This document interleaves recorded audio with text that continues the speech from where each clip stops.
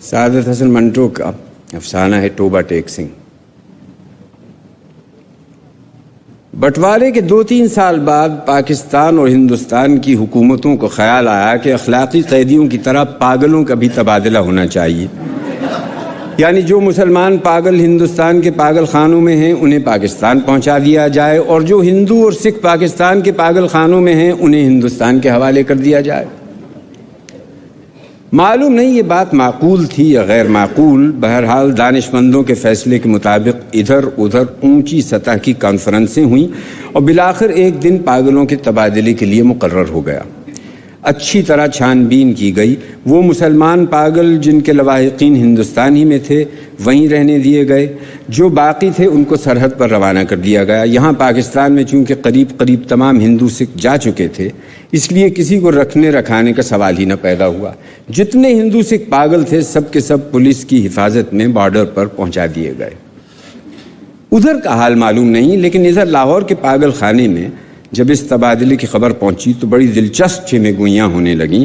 ایک مسلمان پاگل جو 12 برس سے ہر روز باقاعدگی کے ساتھ زمیندار اخبار پڑھتا تھا، اس سے جب اس کے ایک دوست نے پوچھا مولوی صاحب یہ پاکستان کیا ہوتا ہے، تو اس نے بڑے غور و فکر کے بعد جواب دیا، ہندوستان میں ایک ایسی جگہ ہے جہاں استرے بنتے ہیں۔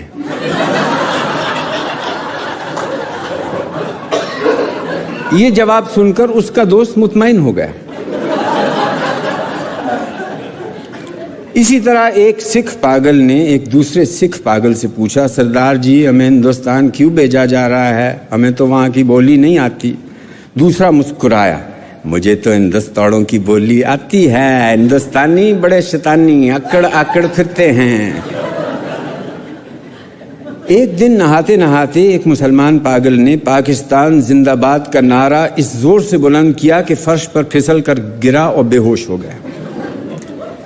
بعض پاگل ایسے بھی تھے جو پاگل نہیں تھے، ان میں اکثریت ایسے قاتلوں کی تھی جن کے رشتہ داروں نے افسروں کو دے دلا کر پاگل خانے بھجوا دیا تھا کہ پھانسی کے پھندے سے بچ جائیں۔ یہ کچھ سمجھتے تھے کہ ہندوستان کیوں تقسیم ہوا ہے اور یہ پاکستان کیا ہے، لیکن صحیح واقعات سے وہ بھی بے خبر تھے۔ اخباروں سے کچھ پتہ نہیں چلتا تھا اور پہرے دار سپاہی ان پڑھ اور جاہل تھے، ان کی گفتگو سے بھی وہ کوئی نتیجہ برآمد نہیں کر سکتے تھے۔ ان کو صرف اتنا معلوم تھا کہ ایک آدمی محمد علی جناح ہے جس کو قائد اعظم کہتے ہیں، اس نے مسلمانوں کے لیے ایک علیحدہ ملک بنایا ہے جس کا نام پاکستان ہے۔ یہ کہاں ہے، اس کا محل وقوع کیا ہے، اس کے متعلق وہ کچھ نہیں جانتے تھے۔ یہی وجہ ہے کہ پاگل خانے میں وہ سب پاگل جن کا دماغ پوری طرح معاف نہیں ہوا تھا اس مخمصے میں گرفتار تھے کہ وہ پاکستان میں ہیں یا ہندوستان میں۔ اگر ہندوستان میں ہیں تو پاکستان کہاں ہے، اور اگر وہ پاکستان میں ہیں تو یہ کیسے ہو سکتا ہے کہ وہ کچھ عرصہ پہلے یہیں رہتے ہوئے بھی ہندوستان میں تھے۔ ایک پاگل تو ہندوستان اور پاکستان اور ہندوستان کے چکر میں کچھ ایسا گرفتار ہوا کہ اور زیادہ پاگل ہو گیا۔ جھاڑو دیتے دیتے ایک دن درخت پر چڑھ گیا اور ٹہنے پر بیٹھ کر 2 گھنٹے مسلسل تقریر کرتا رہا جو پاکستان اور ہندوستان کے نازک مسئلے پر تھی۔ سپاہیوں نے اسے نیچے اترنے کو کہا تو وہ اور اوپر چڑھ گیا، ڈرایا دھمکایا گیا تو اس نے کہا میں ہندوستان میں رہنا چاہتا ہوں نہ پاکستان میں اس درخت پر ہی رہوں گا۔ بڑی مشکل کے بعد جب اس کا دورہ سرد پڑا تو وہ نیچے اترا اور اپنے ہندو سکھ دوستوں سے گلے مل کر رونے لگا۔ اس خیال سے اس کا دل بھر آیا تھا کہ وہ اسے چھوڑ کر ہندوستان چلے جائیں گے۔ ایک MSc پاس ریڈیو انجینئر جو مسلمان تھا اور دوسرے پاگلوں سے بالکل الگ تھلگ باغ کی ایک خاص روش پر سارا دن خاموش ٹہلتا رہتا تھا، اس میں یہ تبدیلی نمودار ہوئی کہ اس نے اپنے تمام کپڑے اتار کر دفعہ کے حوالے کر دیے اور ننگ دھڑنگ سارے باغ میں چلنا پھرنا شروع کر دیا۔ چنیوٹ کے ایک موٹے مسلمان پاگل نے جو مسلم لیگ کا سرگرم کارکن رہ چکا تھا اور دن میں 15-16 مرتبہ نہایا کرتا تھا، یک لخت یہ عادت ترک کر دی۔ اس کا نام محمد علی تھا، چنانچہ ایک دن اس نے اپنے جنگلے میں اعلان کر دیا کہ وہ قائد اعظم محمد علی جناح۔ اس کی دیکھا دیکھی ایک سکھ پاگل ماسٹر تارا سنگھ بن گیا. قریب تھا کہ اس جنگلے میں خون خرابہ ہو جائے، مگر دونوں کو خطرناک پاگل قرار دے کر علیحدہ علیحدہ بند کر دیا گیا. لاہور کا ایک نوجوان ہندو وکیل تھا جو محبت میں ناکام ہو کر پاگل ہو گیا تھا. جب اس نے سنا کہ امرتسر ہندوستان چلا گیا ہے تو اسے بہت دکھ ہوا. اسی شہر کی ایک ہندو لڑکی سے اسے محبت ہو گئی تھی.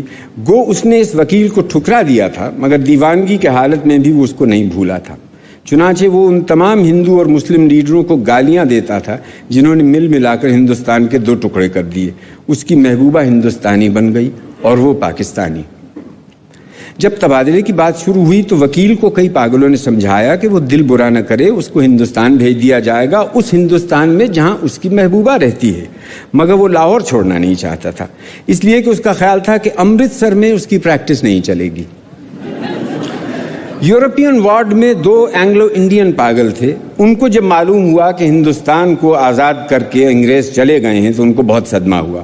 وہ چھپ چھپ کر گھنٹوں آپس میں اس اہم مسئلے پر گفتگو کرتے رہتے کہ پاگل خانے میں اب ان کی حیثیت کس قسم کی ہوگی. یہ یورپین وارڈ رہے گا یا اڑا دیا جائے گا؟ بریک فاسٹ ملا کرے گا یا نہیں؟ اور کیا انہیں ڈبل روٹی کی بجائے بلڈی انڈین چپاتی زہر مار کرنا پڑے گی؟ ایک سکھ تھا جس کو پاگل خانے میں داخل ہوئے 15 برس ہو چکے تھے. ہر وقت اس کی زبان سے یہ عجیب و غریب الفاظ سننے میں آتے تھے: اوپر دی گڑگڑ دی inks the بیتیانا the moong the dal of دی لالٹین. دن کو سوتا تھا نہ رات کو. پہرے داروں کا یہ کہنا تھا کہ 15 برس کے طویل عرصے میں وہ ایک لہجے کے لیے نہیں سویا. لیٹتا بھی نہیں تھا، البتہ کبھی کبھی کسی دیوار کے ساتھ ٹیک لگا لیتا تھا. ہر وقت کھڑا رہنے سے اس کے پاؤں سوج گئے تھے، پنڈلیاں بھی پھول گئی تھیں، مگر اس جسمانی تکلیف کے باوجود لیٹ کر آرام نہیں کرتا تھا. ہندوستان، پاکستان اور پاگلوں کے تبادلے کے متعلق جب کبھی پاگل خانے میں گفتگو ہوتی تھی تو وہ غور سے سنتا تھا. کوئی اس سے پوچھتا کہ اس کا کیا خیال ہے تو بڑی سنجیدگی سے جواب دیتا: اوپر دی گڑگڑ دی بیتیانا دی moong the dal of the Pakistan government. لیکن بعد میں پاکستان گورنمنٹ کی جگہ of the ٹوبا take Singh government نے لے لی اور اس نے دوسرے پاگلوں سے پوچھنا شروع کیا کہ کیا ٹوبا ٹیک سنگھ جہاں کا وہ رہنے والا ہے کہاں ہے. لیکن کسی کو بھی معلوم نہیں تھا کہ وہ پاکستان میں ہے یا ہندوستان. جو بتانے کی کوشش کرتے تھے وہ خود اس الجھاؤ میں گرفتار ہو جاتے تھے کہ سیالکوٹ پہلے ہندوستان میں ہوتا تھا پر اب سنا ہے کہ پاکستان میں ہے. کیا پتا ہے کہ لاہور جو اب پاکستان ہے کل ہندوستان میں چلا جائے یا سارا ہندوستان ہی پاکستان بن جائے. اور یہ بھی کون سینے پہ ہاتھ رکھ کر کہہ سکتا تھا کہ ہندوستان اور پاکستان دونوں کسی دن سرے سے غائب ہی ہو جائیں. اس سکھ پاگل کے کیس چھدرے ہو کر بہت مختصر رہ گئے تھے. چونکہ بہت کم نہاتا تھا اس لیے سر اور داڑھی کے بال آپس میں جم گئے تھے، جس کے باعث اس کی شکل بڑی بھیانک ہو گئی تھی. مگر آدمی بے ضرر تھا. 15 برسوں میں اس نے کبھی کسی سے جھگڑا فساد نہیں کیا تھا. پاگل خانے کے جو پرانے ملازم تھے وہ اس کے متعلق اتنا جانتے تھے کہ ٹوبا ٹیک سنگھ میں اس کی کئی زمینیں تھیں. اچھا کھاتا پیتا زمیندار تھا کہ اچانک دماغ الٹ گیا.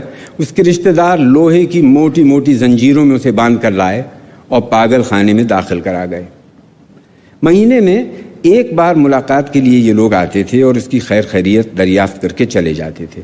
ایک مدت تک یہ سلسلہ جاری رہا، پر جب ہندوستان پاکستان اور پاکستان ہندوستان کی گڑبڑ شروع ہوئی تو ان کا آنا بند ہو گیا. اس کا نام بشن سنگھ تھا، مگر سب اسے ٹوبا ٹیک سنگھ کہتے تھے. اس کو یہ قطعاً معلوم نہیں تھا کہ دن کون سا ہے، مہینہ کون سا ہے، یا کتنے سال بیت چکے ہیں. لیکن ہر مہینے جب اس کے عزیز اس سے ملنے کے لیے آتے تھے تو اسے اپنے آپ پتہ چل جاتا تھا. چنانچہ وہ دفعہ سے کہتا کہ اس کی ملاقات آ رہی ہے. اس دن وہ اچھی طرح نہاتا، بدن پر خوب صابن گھستا اور سر میں تیل لگا کر کنگھا کرتا. اپنے کپڑے جو وہ کبھی استعمال نہیں کرتا تھا نکلوا کے پہنتا اور یوں سج بن کر ملنے والوں کے پاس جاتا. وہ اس سے کچھ پوچھتے تو وہ خاموش رہتا یا کبھی کبھار اوپر دی گڑگڑ دی inks the بیتیانا the moong the dal of دی لالٹین کہہ کر چلا جاتا. اس کی ایک لڑکی تھی جو ہر مہینہ ایک انگلی بڑھتی بڑھتی 15 برسوں میں جوان ہو گئی. بشن سنگھ اس کو پہچانتا ہی نہیں تھا. وہ بچی تھی، جب بھی اپنے باپ کو دیکھ کر روتی تھی. جوان ہوئی تب بھی اس کی آنکھوں سے آنسو ہی بہتے تھے. پاکستان اور ہندوستان کا قصہ شروع ہوا تو اس نے دوسرے پاگلوں سے پوچھنا شروع کیا کہ ٹوبہ ٹیک سنگھ کہاں ہے. جب اطمینان بخش جواب نہ ملا تو اس کی کریز دن بدن بڑھتی گئی.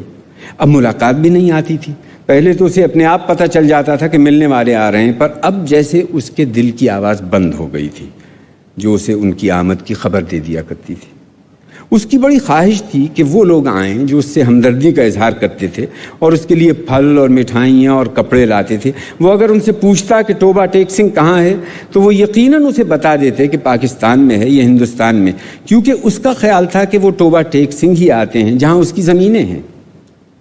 پاگل خانے میں ایک پاگل ایسا بھی تھا جو خود کو خدا کہتا تھا. اس سے جب ایک روز بشن سنگھ نے پوچھا ٹوبہ ٹیک سنگھ پاکستان میں ہے یا ہندوستان میں، تو اس نے حسب عادت قہقہہ لگایا اور کہا وہ پاکستان میں ہے نہ ہندوستان میں، اس لیے کہ ہم نے ابھی تک حکم نہیں دیا. بشن سنگھ نے اس خدا سے کئی مرتبہ بڑی منت سماجت سے کہا کہ وہ حکم دے دے تاکہ جھنجھٹ ختم ہو، مگر وہ بہت مصروف تھا اس لیے کہ اسے اور بے شمار حکم دینے تھے. ایک دن تنگ آ کر وہ اس پر برس پڑا. اوپر دی گڑگڑ دی انک دی بیتیانہ دی moong the dal of the واحے grow G the Khalsa and the واحے گرو جی کی فتح جو بولے سو نہال ست سری اکال. اس کا مطلب یہ تھا کہ تم مسلمانوں کے خدا ہو، سکھوں کے خدا ہوتے تو ضرور میری سنتے. تبادلے سے کچھ دن پہلے ٹوبہ ٹیک سنگھ سے ایک مسلمان جو اس کا دوست تھا ملاقات کے لیے آیا. پہلے وہ کبھی نہیں آیا تھا. جب بشن سنگھ نے اسے دیکھا تو ایک طرف ہٹ گیا اور واپس جانے لگا، مگر سپاہیوں نے اسے روکا. یہ تم سے ملنے آیا ہے، تمہارا دوست فضل دین ہے. بشن سنگھ نے فضل دین کو ایک نظر دیکھا اور بڑبڑانے لگا. فضل دین نے آگے بڑھ کر اس کے کندھے پر ہاتھ رکھا. میں بہت دنوں سے سوچ رہا تھا کہ تم سے ملوں، لیکن فرصت ہی نہیں ملتی. تمہارے سب آدمی خیر خیریت سے ہندوستان چلے گئے تھے. مجھ سے جتنی مدد ہو سکتی تھی میں نے کی. تمہاری بیٹی روپکار وہ بھی ٹھیک ٹھاک ہے، ان کے ساتھ ہی چلی گئی تھی. بشن سنگھ خاموش رہا. فضل دین نے کہنا شروع کیا، انہوں نے مجھ سے کہا تھا کہ تمہاری خیر خیریت پوچھتا رہوں. اب میں نے سنا تم ہندوستان جا رہے ہو. پائی بلبیر سنگھ اور پائی وداوا سنگھ سے میرا سلام کہنا، اور بہن امرت کور سے بھی اور پائی بلبیر سے کہنا کہ فضل دین راضی خوشی ہے. 2 پوری پیسے جو وہ چھوڑ گئے ہیں ان میں سے ایک نے کٹا دیا ہے، دوسری کے کٹی ہوئی تھی پر وہ بھی 6 دن ہو کے مر گئی ہے. اور میرے لائق جو خدمت ہو کہنا میں ہر وقت تیار ہوں، اور تمہارے لیے تھوڑے سے مرونڈے لایا ہوں. بشن سنگھ نے مرونڈوں کی پوٹلی لے کر پاس کھڑے سپاہی کے حوالے کر دی اور فضل دین سے پوچھا ٹوبہ ٹیک سنگھ کہاں ہے؟ فضل دین نے قدر حیرت سے کہا کہاں ہے؟ وہیں ہے جہاں تھا. بشن سنگھ نے پھر پوچھا پاکستان میں یا ہندوستان میں؟ فضل دین بوکھلا سا گیا. ہندوستان میں نہیں پاکستان میں. بشن سنگھ بڑبڑاتا ہوا چلا گیا. اوپر دی گڑگڑ دی inks the بیتیانہ the moong the dal of the Pakistan and Hindustan of the درفٹے مونگ.